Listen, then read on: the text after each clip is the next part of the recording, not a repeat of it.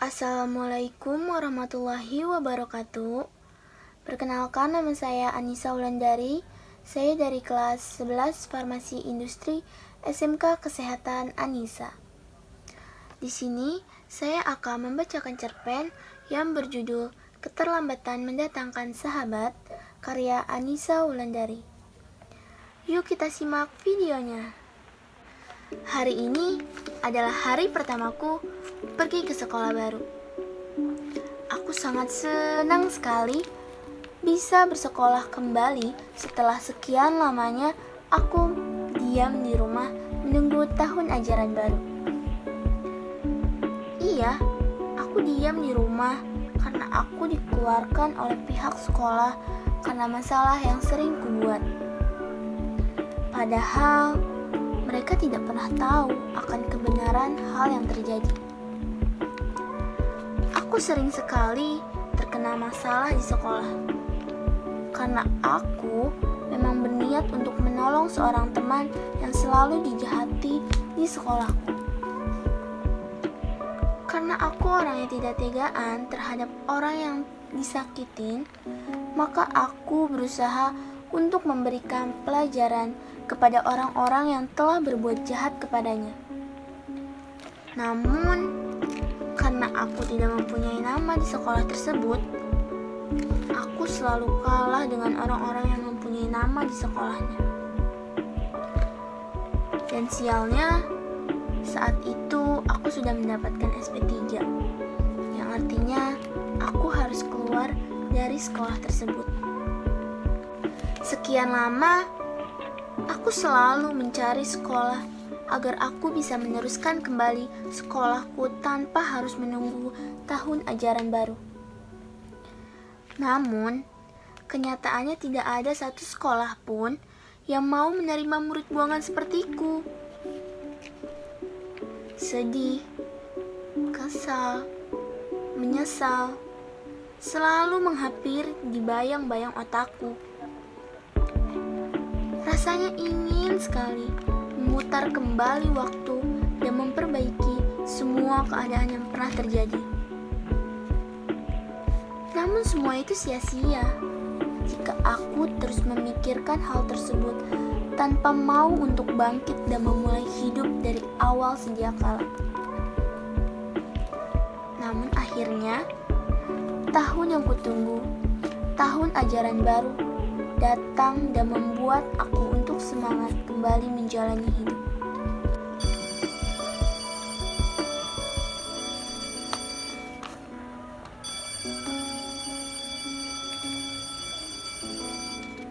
Suara bel sekolah berbunyi, tanda murid sudah harus berada di lapangan dan melaksanakan upacara bendera.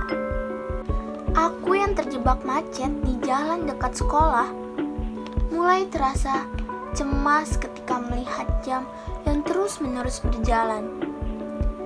Hingga saatnya aku sampai di depan gerbang sekolah. Namun tidak sesuai ekspektasiku. Semua sudah percuma saja karena aku terlambat lagi dan lagi. Padahal aku sudah berjanji untuk tidak akan terlambat lagi dan lagi dan akan menaati peraturan di sekolah baruku. Tapi kenyataannya, baru awal masuk saja, aku sudah melanggar peraturan sekolah. Rasanya, aku sudah malas bersekolah. Aku sudah malas untuk belajar, dan aku sudah malas untuk mengejar semua cita-citaku.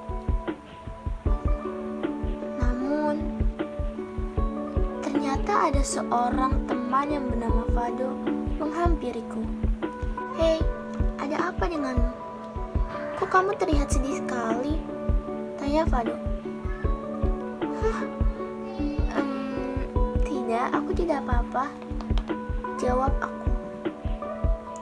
"Kamu pasti sedih ya, karena kamu terlambat hari ini?" tanya Fado. Iya, aku sedih sekali karena aku sudah janji pada diriku untuk tidak akan terlambat lagi," jawab aku. tidak perlu sedih. Terlambat itu wajar. Asal jangan keterusan ya. Sahut Fado. Iya sih, tapi kan aku anak baru di sekolah ini. Tapi aku malah sudah melanggar peraturan di sekolah baruku ini. Jawab diriku. Justru karena kamu anak baru di sekolah ini, kamu bisa sangat dimaklumi atas kesalahan yang telah kamu perbuat hari ini. Jawab Fado. Benarkah seperti itu? Tanya diriku. Iya benar. Oh iya, ngomong-ngomong kita belum kenalan nih. Oh iya, kenalin nama aku Rival. Oh Rival, kenalin nama aku Fado. Hai Fado, salam kenal. Sahut Rival. Senang berkenalan denganmu, Val. Jawab Fado.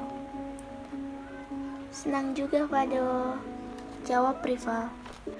Semenjak berkenalan saat itu, mereka semakin akrab hingga terjalin persahabatan di antara mereka. Rival juga sudah terbiasa untuk merubah sikapnya menjadi yang lebih baik lagi. Mulai dari berangkat sekolah, pulang sekolah, hingga menikmati liburan pun mereka lalui bersama. Suka duka telah mereka lewati. Mereka telah menjadi primadona di sekolah tersebut karena kecerdasan, keaktifan, dan keramah tamahan yang membuat mereka semakin dikenal oleh guru maupun siswa satu sekolahan. Betapa bahagianya mereka hidup dengan keberhasilan, dengan seorang teman yang dapat mengubah jati dirinya menjadi yang lebih baik lagi. Semua itu tidak terlepas dari peran Fado yang selalu mendukung apapun yang terjadi oleh Rival. Rival bersyukur sekali Tuhan telah mempertemukan dia dengan orang baik seperti Fado yang mau berteman di saat semua orang membencinya. Namun, tidak terasa waktu berjalan dengan cepatnya. Rival dan Fado akan segera lulus dari sekolahan tersebut.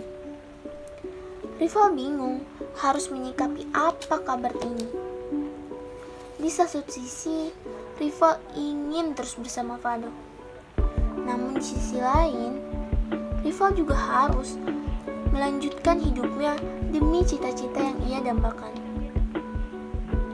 Tapi Rival juga takut Fado berubah ketika dia lulus. Rival takut Fado lupa sama dia. Rival takut Fado tidak mau lagi berteman dengannya. Hingga tibalah suatu hari, yaitu hari di mana kelulusan Rival dan Fado. Di hari kelulusan tersebut, Rival dan Fado meraih banyak sekali penghargaan dan membuat orang tua mereka bangga akan hal tersebut. Namun tidak halnya dengan Rival dan Fado. Mereka terlihat sedih dan tidak bersemangat seperti biasanya. Sepertinya mereka sepakat untuk membuat janji di hari itu dengan kalimat, ketika kita sukses, jangan pernah untuk melupakan orang lain yang ada dan selalu mendoakanmu. Dan jangan lupa untuk bertemu denganku di taman kita bersama. Tidak disangka, surat janji tersebut seketika membuat mereka menatap dan menangis satu sama lain. Mereka tidak percaya, berawal dari keterlambatan, ternyata dapat membuat mereka hingga saat ini erat dengan tali persaudaraan sahabat. Sedih rasanya kehilangan orang yang selalu ada dan selalu bisa menerima kita apa adanya. Namun takdir hidup memang kadang tidak sesuai dengan apa yang kita harapkan. Tetapi pengalaman hidup akan selalu dikenang walau kita tidak lagi bertemu. Rival dan Fado pun bahagia sekali dapat mengenal satu sama lain, walaupun suka duka yang mereka lewati begitu pahit. Namun mereka dapat kembali bangkit, membuktikannya kepada semua orang bahwa mereka bisa dan mampu untuk berprestasi di masa muda ini. Maka, pesan saya, bertemanlah dengan siapapun, tetapi bersahabatlah dengan orang yang selalu ada dan mengajarkan kepada kita untuk selalu menebarkan kebaikan.